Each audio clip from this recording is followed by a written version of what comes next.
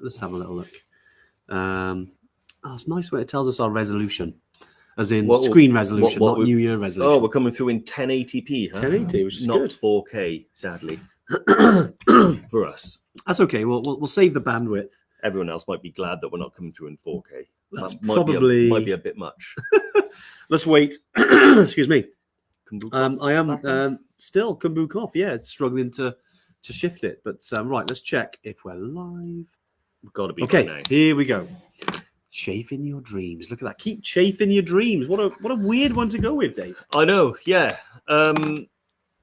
It's a subject like when you said about it, I was like, maybe. Sod it. Why not? Why not? Why not? Let's just go for it. There are reasons. Before we do come on to today's subject, let's have a look who's joining us then. Who's the first in? Simon Harwood. How you doing, Si? Andy, how you doing? I hope all is well. Who else is on the live? Let's have a little look who has joined us today. If you have, drop in little emoji. Yeah. I can see a wave, a thumbs up. Obviously from the guys. We've got Darren Stewart, we've got Bry. I knew, and I don't read into this, but I knew that Bry was going to add Vaseline in the comments. Like I said, don't read into that. We set him up, he knocks him down. So that's what. Yeah, I mean, it's going to really stretch my maturity to be able to get through this Tuesday tune-in without lots of puns, innuendo, and stuff like that. But no, it's a problem that a lot of people struggle with.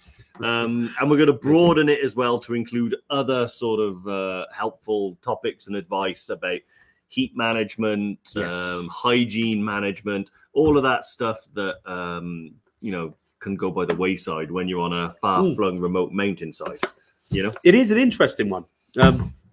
Hey, Andy, how you doing? Rachel and Alison as well. Great to see you here. As Dave said, we chose a little bit of a weird one today, but it comes from... I saw it on social media, and obviously it was the London Marathon, wasn't it, on Sunday? Mm-hmm. Congrats to all our EverTrekkers who took part, and well done as well. London Marathon, is a challenge, heck of a challenge in its own right. I know a lot of EverTrekkers. Bry, I think you've taken it on, I'm sure, with your run-in history. It's better weather this year. Do you remember that one year? Was it last year or the year before? I can't remember where it was like.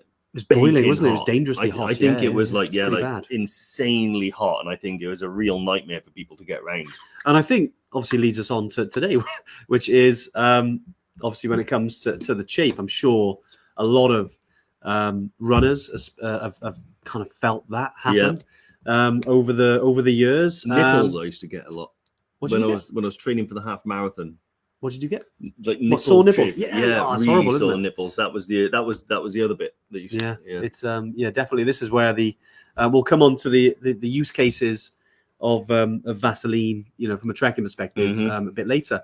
But yeah, Jim, how you doing from the Langtang? I couldn't wait because I've seen some of the pictures I've seen from Langtang recently, and I keep sharing. Jim looks fantastic. Looks difficult as well. A lot of steps, a lot of climbing, but I hope you're enjoying, mate. It'd be nice to hear on the live, how things are going. I've obviously heard it's a beautiful place to trek, and obviously I know you're ascending now. So yeah, keep us updated. It'd be great to hear how it's going and how the day was today as well. We've also got Georgie Boy. He's on you. Alison, Rach. Nice. Good to see you. And Jerome, of course, the rock man himself. And Kate as well. Kate, where's Kate?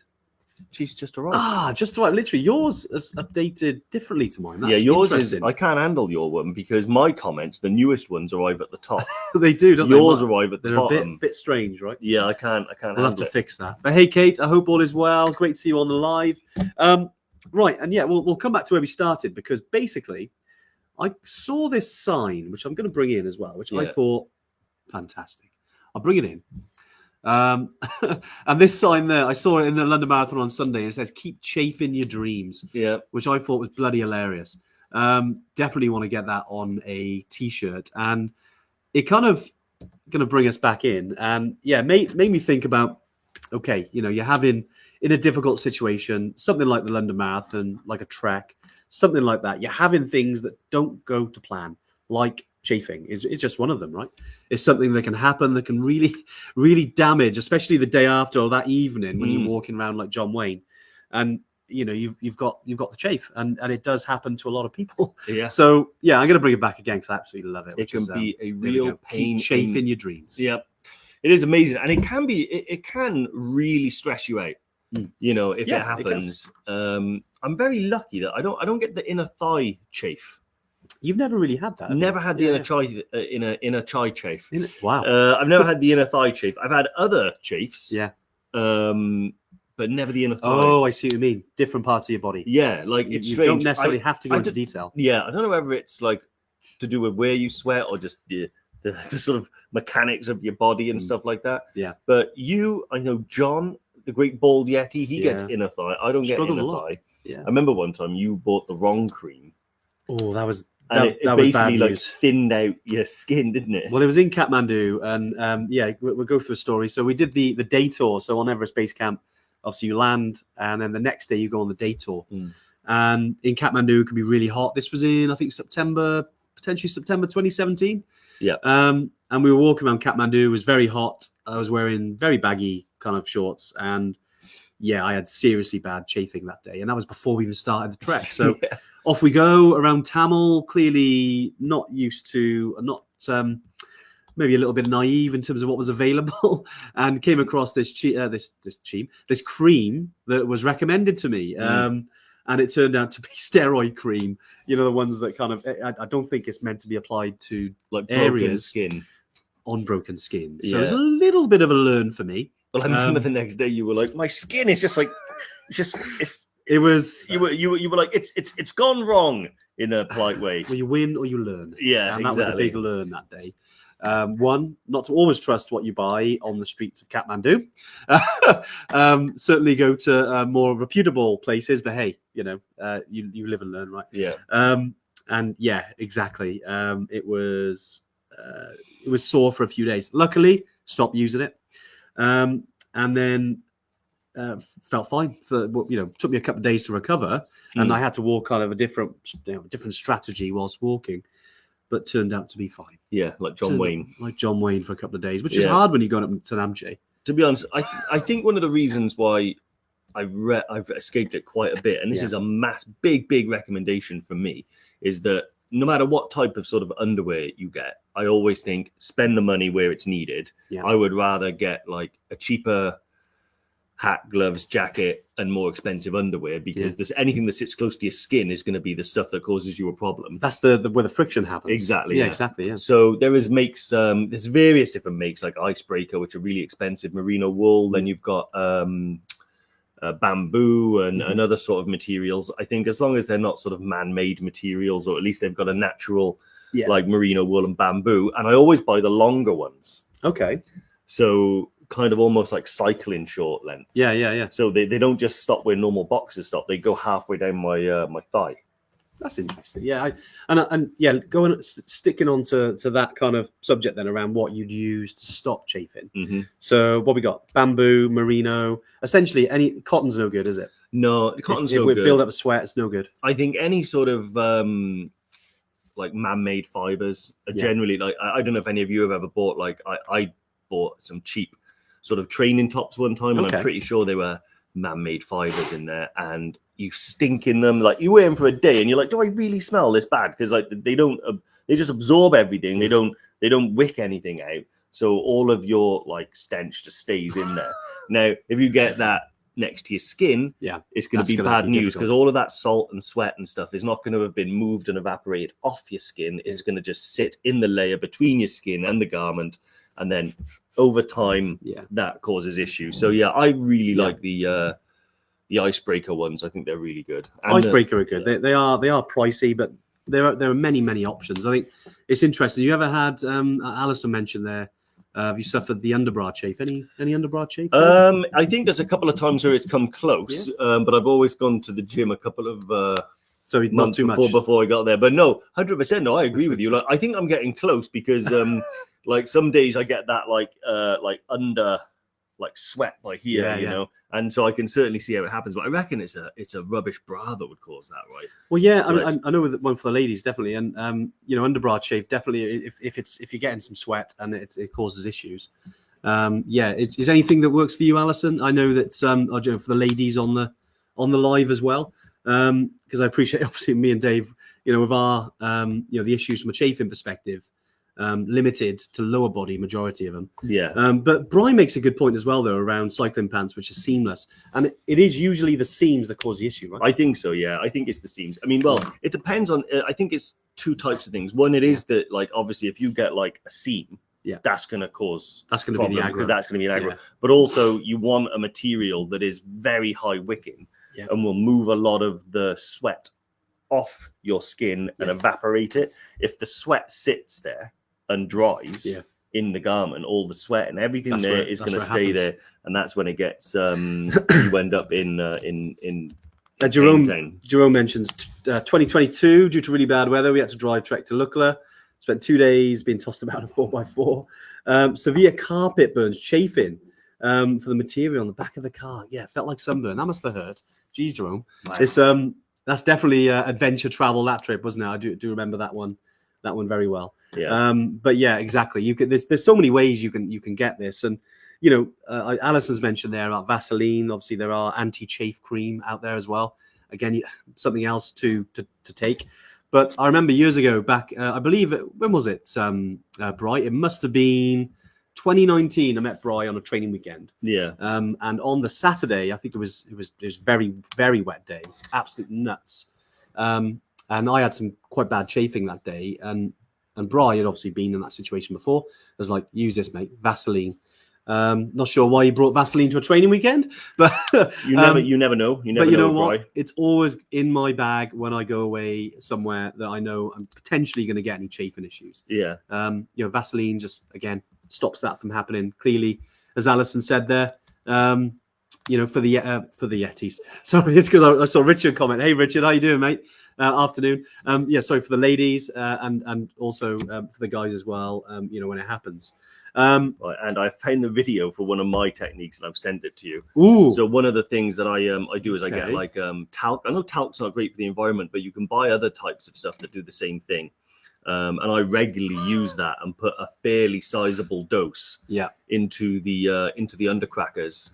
Like before and after like a trek and things like that. And one time when I was on a trip to Namche, I think I took it a little bit too far. And put a little bit too much in. Because when I sat down, my mate just couldn't stop laughing. I think when it's ready, I mean, this video is great because not only will you get to see me in my pants. Are you sure you want me to share this, Dave? Put it up. People have seen worse. Processing.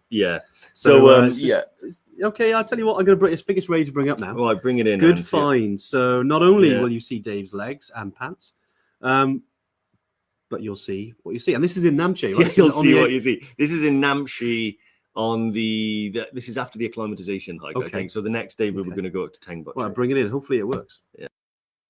Go for it. Talc to avoid chafing. What? Tragic. I'm sorry. I want to see that again. You want to see that again? Go for it. Talc to avoid chafing. A very Welsh accent there. Very Welsh. That's my friend Dan from Caerphilly. Oh, really? Yeah, so he's a local boy. Yeah, me and Dan trekked together up there. When was that? April 2019. But that sort of stuff is amazing. Wow. I use it like clean your hair and stuff like that. You know, it's like many uses. Essentially, it's like dry great shampoo. For the environment, but there are better I think talc is bad for the environment, but there is stuff that's you can get that does the same job that isn't. I'm not sure why talc's bad for the environment. You know, I've always wanted to know that. Maybe one of the viewers can tell me, like, why is talc? Is it the same as like how aerosols and things? Is it the same sort of stuff in there? Do you reckon? Yeah, I'm trying to think. There are bits in there that exactly. I think they're just because of synthetics potentially. Yeah. It's not natural stuff. I need to learn a bit more about it, but certainly there are other areas. And just to clarify, Bri is right. He did not apply the Vaseline. Yeah. Just for clarification, we were good friends, and we're good friends now. But that takes it a little bit step far, doesn't it, Bri? Yeah. You know, I think we need to be stuck in Kathmandu for 10 days together before that would happen. Yeah. But yeah, all good, all good. Diane's on here as well. Diane, how you doing? 6:30 in Peru. Final day, back to Cusco after a touristy day in Olia Taitambo. Machu Picchu by the Tomoki route is amazing. No worries. Oh, wicked. Great comments as well. Nice to see Williams had a good time. Andy, Dave, thanks for the logistics. On the subject of your tuning, I've been absolutely fine on each of my treks. This is number 5. Never had any chafing. Good, you're lucky. Yeah. But yeah, for the ladies, I have non-padded sports bras, underwear being my daughter, always handy, and base layers that are from running events. Exactly, and I think it goes to show, doesn't it, that there are suitable alternatives out there and things to stop it from happening. Yeah. You just gotta find it. Really. Yeah, no, 100%. I think one of the things as well that is really good, like cyclists use it a lot, is chamois cream. In cycling shorts, there's a bit called the chamois, and basically what you've got to do is there's 2 schools of thought on the subject. One is you apply it to that and then put the shorts on. Yeah. Another one is you apply it straight to the main danger zone and then pull your shorts up. Danger zone. I've never liked it really because Top Gun. You've got to put enough on that it acts as a barrier. Yeah. But it feels like slimy and weird. Which is always I know what you mean. Which I've never been that fussed on, but apparently you can use the same stuff for like the main chafe areas. And it's really good. I mean, and I think one's called chamois butter. I think ASOS do one. Okay. ASOS. In line with Muck Off, I think. There's a few different brands out there anyway, and I know there's one, I can't remember the full name of it, but I know it's got the word glide in it, and I know Cotswold Outdoors sell it. Carl mentions there Lanacane. Ever heard of that? Anti-chafing gel? Lanacane. Swear by it on my bike with Lycra. Oh no, I've never heard of Lanacane. Good option though, Carl. Yeah, it's handy it's good to see. There's lots of different gels out there, anti-chafe stuff. And then obviously you can be proactive with it. Is that, there are certain bits of equipment, like I think, just looking at it here, who was it? I believe Simon. I'll bring the question in on the screen there. So is merino wool complete base layer the best option? I think, just taking on this one, it is, in theory, thinking about it, you've got merino wool, which we know is wicking, so it gets the moisture off. And if you look at complete base layer, so it was on the kind of bottoms, technically it should help. I'd say always balance that with, is it a warm trek anyway? Like, for instance, wearing a base layer underneath, say on a hot day in kind of, the first couple of days on Tubcal, or in Machu Picchu, or even in Tanzania and on Kili for that point, it might be a bit too warm. So again, there it's all about kind of the your underwear really that you want to kind of focus on. So when you're on the hot days, you might not necessarily need base layer bottoms. So it does bring in a different challenge. But say if it was really cold, like the last few days of Everest Base Camp, if you're on Mera Peak, Island Peak, maybe in Ecuador, somewhere that's really cold, or you're looking at Patagonia, and you're wearing a merino wool base layer and you've got one, so it's for warmth and for kind of the anti-chafe stuff. Yeah, I think you're onto a winner. Yeah, 100%. Elaine sorted me out. Body Glide is called. Oh, there we are. Is that stuff? I really do swear by merino wool as well. I think, particularly if you run hot. Now, one of the issues which I come into contact with because of like my, I would call it hyperhidrosis, but I don't think it's that bad. I think that's a scientific. I think that's a serious medical condition where people like sweat relentlessly. But I really don't do well in the hot temperatures. Never have. I can trek in them and I can keep up and everything, but I have to be on top of the fluids and everything because of the sweating. But the sweating then also means that a lot of like salt and stuff like that develops in my clothes. There is a picture again of me, and it was on that one in Tupcal. Remember when I'm sat down, I really didn't feel too well. You snapped a picture of me, and you can see my t-shirt is just white. It was pretty bad where it's all come out. But I think the fact that you can see all of that white and that salt, it means you're sweating a lot, but also it means that it's being moved. I think the layering's working. Merino wool, you can get lightweight, midweight, heavyweight stuff. I wouldn't wear heavyweight in a hot environment because it'll bake you. But the nice, loose, breathable t-shirts, sometimes with a zip and stuff, they're really good. I'm going to bring on Elaine's comment. Late to joining, and what have I walked into? Well, exactly. To anyone that's joined us kind of just after the start. It's slightly different today, talking about chafing. Also the bits as well that can help. Because, you mentioned there, and there's some bits as well about keeping clean. Yeah. I think because I think Brian mentioned, slightly off topic, always take 10 minutes after a trek to dry your feet and towel. Look after your feet, they'll look after you. Exactly. Yeah. And, I suppose when it comes to washing and cleaning, that's one of the challenges, I think, when you're on a trek, is how to keep clean. Yeah. And sometimes it's hard because there's no running water. And if it is, it's freezing. So, you don't necessarily want to get a full wash. But there are other ways. Yeah, no, 100%. I mean, so look, I try to adopt the same routine. Sometimes after a really hard day, you can't be bothered. So not everyone is going to do this every day, but on most of the days, like when you get back into your lodge or your tent, what I like to do is kind of like strip off and then just get either like a body wipe of some kind and just wipe over yourself, keep the main danger zone sort of clean. And it really does make a difference. Keeping on top of the hygiene. I think Brian mentioned it as well. If you're taking time to sort of like, if you've been sweating or walking in the wet or the rain, taking time to dry your feet out, dry your boots out, dry your socks out, it makes a big difference. Yeah. Especially if you go to bed with like wet feet on or wet feet because of wet feet on. Yeah. Take your feet off, put them on the radiator, I think they'll dry out. It's a really good thing. Yeah, no, 100%. Like, and there are loads of different sort of methods you can use. Some people get like dry soap or whatever. Yeah. It's like a little flake, but you just like rub it around your body and that keeps you nice and clean. I probably do use like wet wipes and stuff like that. So it is important then to have a Ziploc bag, which I call the bag of death. Yeah. And you just throw them all in there, zip it closed, and then dispose about it. I can't remember who it was. It might have even been Jerome a while back, a couple of years back, recommended these wet wipes. I've still not used them, but I like the idea of them, where like it's like a meter square wet wipe. Like, wow. It's like a huge, massive wet wipe. So one wet wipe does the whole body. That might be a good idea to like avoid wastage or something like that. Yeah, that's it, isn't it? And there's good environment. Put in the words together. Environmentally friendly versions of them now as well. Definitely when it comes to washing, that you can dispose of. That they don't last very long. So obviously they're getting better in quality. Some of the ones we've used, they do kind of fall apart a little bit, but hopefully as time goes on you get better ones. Just while I was talking about, because I know we mentioned training weekends, I'm going to switch back to that off the back of what Brian mentioned, but we do have a few more spaces left on our training weekend in August, 9th of August.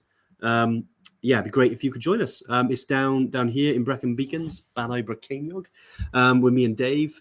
We do have one in Snowdonia. There is fully booked at the moment, unfortunately, which is, awesome. But unfortunately for anyone who wanted to join that, but we still got another weekend of magic in August as well. So we'd love to see you there.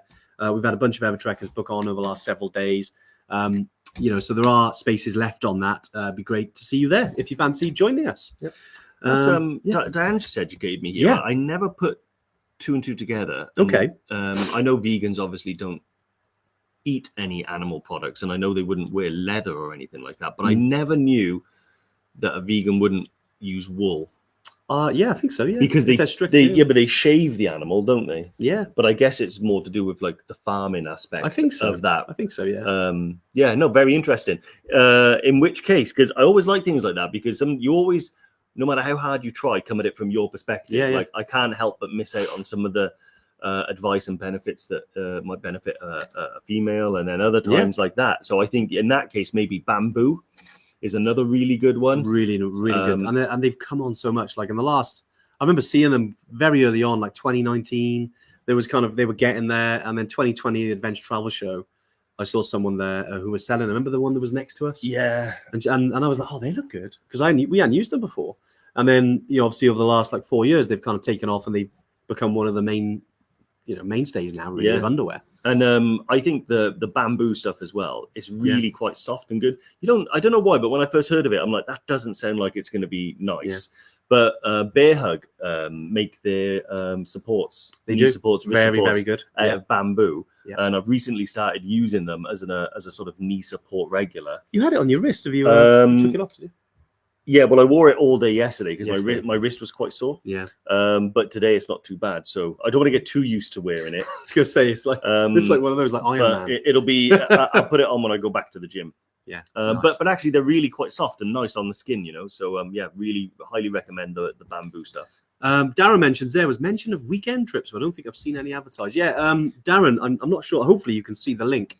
I popped it in just above there to the weekend. If you do go onto the EverTrek website, open up the navigation, you'll see training weekends. It's got its own little section there, and you'll see in all those trips we run over weekends here in the UK. Yeah. Obviously, we don't do many in the year.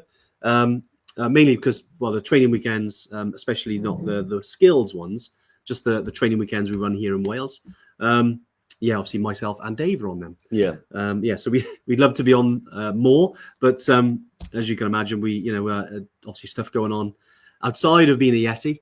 But yeah, it's we're looking forward to those weekends, especially the one in August. Really excited if anyone can join us. Yeah, we have a concerned citizen here. So Alison has asked, how's Jodie's knee? She was wearing a bear hug at the show a couple of weeks ago. Well, Jodie is actually on the phones today, which is my kind of like... You always say on the phone. It's because it reminds me of like...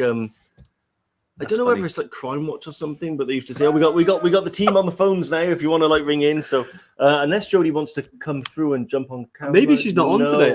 Maybe she's not. You just don't know. She could be on. I'm pretty certain it's our Jode. So, Jode, tell us about your knee. And she was wearing bear hug at the show. She was. I know it's still. It's getting better, but she still needs some physio on it. But she's a battler. We talk about unexpected hurdles and things that happen, like chafing. I know, obviously, you're having a dodgy knee is a lot more serious, but yeah, she's on the mend. And she's a marathon and a trekker. She is. Marathon. A marathoner. My favorite. This is hilarious, by the way. I don't know if it's been publicized, but the picture of Jodie on the summit of Kilimanjaro, where she sat there, her leg is kind of bent because she's like lifting her knee, and she's forcing a smile through like grin. I don't know if it was actual tears, but it was definitely gritted teeth. It's my favorite. It's always emotional, getting onto the summit of Kili, which brings me on to our next. Did you see how naturally? We did that? Yeah. Obviously, if anyone would like to join in our latest Kilimanjaro competition, definitely get yourself in. I will drop the link in the comments now. Because I think Jodie is a bit tied up, but there we go. I will chuck it in. Anyone that hasn't entered yet, I know, like Jerome's entered, been sharing it, which is fantastic.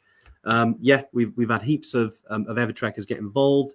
Even if you've done Kilimanjaro and you do get drawn out, you can still you obviously get to use the same on another trip. Sticking on the Jodie theme, I keep thinking of another, but it always cracks me up. This idea. She's gonna shout at me. But when she had there she is, Jodie. There she's replying.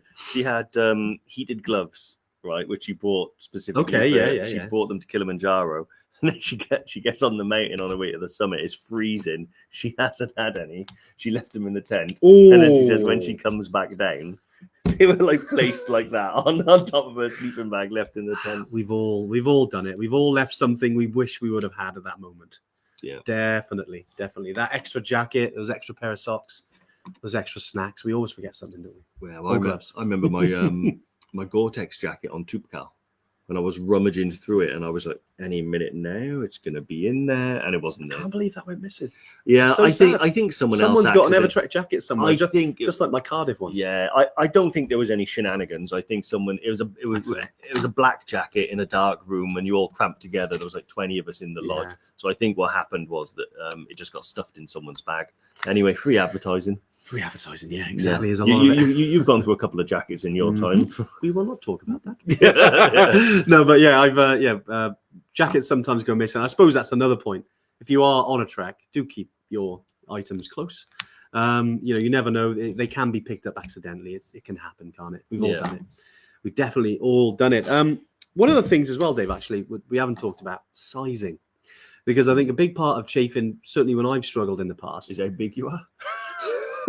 No. It's like sizing with, like, I had the wrong size shorts on. Fair. They were a bit too baggy. They probably weren't suitable for purpose. They were shorts, like board shorts type things. Yeah, exactly. They weren't active shorts. Yeah. So the type of material were great. But when any moisture, so if it's wet, like if it's raining, they're not the best. And I think sizing sometimes does come into it. If they're too loose, there's more movement there. That's going to cause aggro. So I think it's something to remind, essentially, just to try stuff before you say you're here in the UK, you're out in the mountains. Try the same stuff that you want to use on a trek. Yeah. Because then if it does, if it's a downpour on a trek or it's a hot day, you've got them. You've already used them in a similar situation as much as you can anyway previously. And I think that's quite important. Definitely try in the gear before you actually go on a trek. Yeah. I know it's like a couple of weeks before you go out shopping and you're buying new stuff, okay, oh yeah, I want to get some base layers or I want to get some new shorts. Try them first though. Just to, here in the UK before you rely on them too much on a trek. Yeah, no, 100%. I mean, I think whenever I've gone and bought a load of stuff to go on a trek, because every few years, what I find is because I buy all my stuff at relatively the same time. Yeah. It lasts a few years, and then after a while, I'm like, oh, man, all of my trousers are just wrecked. So I've got to go and buy new ones. And you always it can be a bit hit and miss with sizing, and it's tricky to make sure that you get the stuff that's fit for the cause. Yeah, I think this is hopefully why these types of things will help. I definitely highly recommend when you get the boxer shorts or whatever to go for longer ones. You can get them that come like halfway down the knee and stuff like that. Yeah, they make a huge difference. So I'm going to switch gears a little bit. It was a bit of sad news actually, but I always feel like it's always nice to keep people's memory alive. One of our EverTrekkers actually, Keith Walker, recently passed away, and he did Everest Base Camp with us a few years ago now, back in November 21. So literally just as COVID was kind of opening back up, and made it to Everest Base Camp. I just wanted to give him a little shout out, really, because an awesome EverTrekker. He was part of the community, certainly from the early years. So heard about that today. No. It was quite sad actually. I mean, whenever we lose one of our own, it's always sad, and just wanted to give Keith a kind of bit of a amazing guy. I met him at the Adventure Travel Show 2019, I think it was. Amazing guy, like a very active runner, climber, adventurer. He was inspiration, like that man. Yeah, exactly. It's always hard when we hear about certain stories and things, and obviously all the positive stuff, and it's fantastic, and we got such a great community. Just rest in peace to Keith, really. I know he was one of our senior EverTrekkers, but he was a great guy. Yeah, man was a legend. Inspiration to me for sure. And making Everest Base Camp is awesome. I remember seeing a picture of his with obviously you had the certificate and stuff, and it was great to see that and see him make it. So sad times. So it's a flip side, isn't it? It's sorry to kind of feel like I'm bringing it down on the Tuesday tune in, but no, I think it's always nice that's what memories are about, keeping them alive. Because we're not here forever, are we? So it's always good to kind of bring it back to that deep stuff. And it's the reason we're all here, right? To make memories, even if chafing's involved.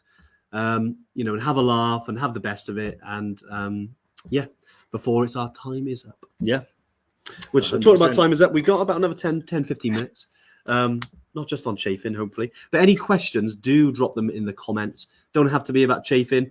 I know that, we've talked about many things already. We've talked about like types of equipment we use, type of things that we can use if you do get chafing.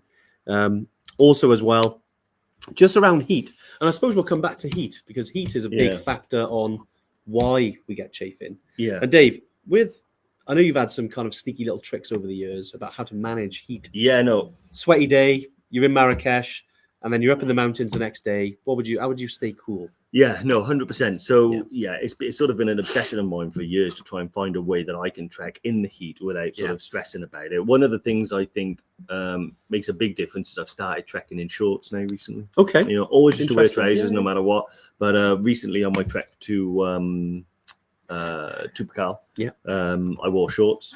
Nice. Even in the morning, when we set back off from the refuge, it was a bit cold. I started off in sort of warm layers, warmer layers, and then when I got down like halfway and I could see the sun just opposite the shrine, I thought, right, time switch to up time.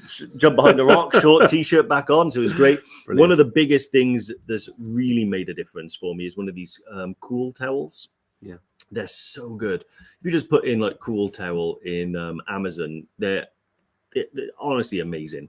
So all you do is like you get your towel, and usually I'll like soak it in like if I find a river, or I'll just pour water on it, and then you like rinse it and snap it, and then like squeeze it and snap it, and the thing stays cool to the touch for hours. Yeah. Like at least 3 hours. And then what I tend to do that is like strap that around my head or around the back of my neck or something like that. Yeah. And then on a really hot day, you know, if you're going uphill at like, and it's like 30 degrees, for me, that's normally hell. Yeah. Those cool towels, got them on my head. All of a sudden, I'm like, wait, this is what normal people must feel like. So those cool towels for me are amazing. Regulates temperature a bit, doesn't it? Yeah. Yeah, I think I agree. You know, I haven't used them myself personally. Generally, run a little bit cooler, but I did try yours, and yeah, absolutely amazing piece of gear. I know they're not too expensive either, are they? Well, quite quick. I think a tenner. Amazon. I think I paid for mine, really? Maybe 15 quid at the most, but I think they're about a tenner. And I think they're called cool towels. Okay. Maybe I can find one and put it up there because. Well, whilst you're doing that, Jerome's asked, when is the competition drawn? So the competition is being drawn next week. So next week we're going to chat all about Killy, as you can appreciate, chatting about the Killy competition. So yeah, on the 30th of April, we'll do the announcement next week, mate. So yeah, Jerome, not too long, another several days. So yeah, get people in. There you are. Sent you the link. Oh, you sent me the link. Nice. And yeah, it was about £7, I think, something like that. Okay, I will bring it in, Dave. And that's the exact one that I've got, and it's honestly like if you struggle with the heat, those cool towels can be a game changer. I wasn't sure if they'd work. Popped it in the comments there, by the way. Yeah, have a little look. Because they are. Yeah, clearly they work if you run hot. Yeah. Another little tip for managing the heat as well is I always bring a spare base layer. Okay. Something like that. Like you've seen me change on a mountain and stuff like that. So halfway up, halfway. So I'll get to the peak or something. And then if I'm sweating and then I'm going to start off and it's going to be a lot of downhill, obviously, then, you know, I'm going to get quite cool. So I take that off, put a freshie on. It's quite common to see the painted Yeti strip off on top of a mountain. Quite a common event, Dave. Yeah, it happens a lot. Yeah, but I'm in nature in there, you know. I got to relax. Yeti's natural environment. Exactly. But those cool towels definitely. I agree with Alison. Like you think they won't work. You think they're like a gimmick, but I don't know what goes on there. But they are magical. Also, a sun hat. Everyone takes the mick because I'll wear like a bucket hat, like the Happy Mondays or something. But let me tell you, when I see everyone else like this, what's going on? Like, I got sunburn on the back of my neck, and I'm sitting there thinking, yeah, I'm great. That's it. Well, yeah, 100%. They work for some people. Yeah, exactly. Yeah. I prefer a cap. There's a trusty cap. Yeah. But no, whatever works. And Dave is right. Like whatever works and keeps you, out of the sun. Especially, we're talking about heat as well, because when you're high altitude, the sun, it feels stronger and is. Those UV rays are getting filtered less and less because you're higher up. Mm-hmm. The air is a little bit thinner, so yeah, they do penetrate a lot worse. So if you're wearing a hat, or I remember before you had a hat with like a bit of cloth at the back. Yeah, that was from Buff.